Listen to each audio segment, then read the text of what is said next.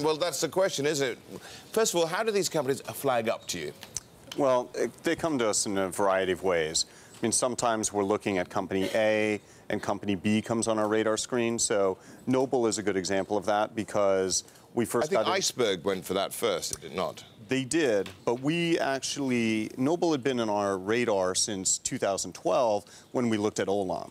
And so there were people who said to us after we wrote on Olam, hey, the company you guys really should have focused on is Noble, which, given that Temasek is the large shareholder and Olam is actually an astute observation.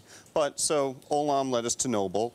But in other cases, you know, it's just we'll be running screens, and other times it's just exchanging ideas with investors. We'll hear something that's interesting and take a look at it, and yeah, it looks like there might be something for us to do. So a variety of ways. Okay, so when you then look at the balance sheet, I'm assuming that's the first port of call.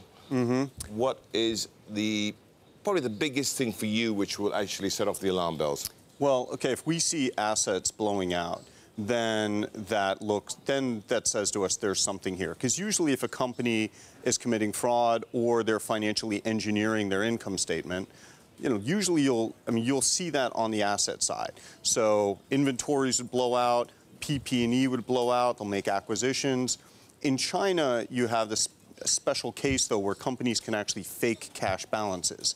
And so that's something where... How do you get around that, then? Well, that's when we have to look deeper and see and try to figure out whether the company is likely, whether the income statement numbers that it reports are likely fraudulent or not. And if they are, and the balance sheet otherwise looks clean, then we'll say, okay, we see the cash is blown out, but a lot of times when we see these wealth management deposits, you know, or term deposits, we're very skeptical of those because we know those can be easily forged. And a lot of times companies can take on debt that they do not disclose to their auditors that they can use to put into their cash account. So we have to spend a lot of time figuring out whether we think that's the case with a company that has a relatively clean looking balance sheet otherwise.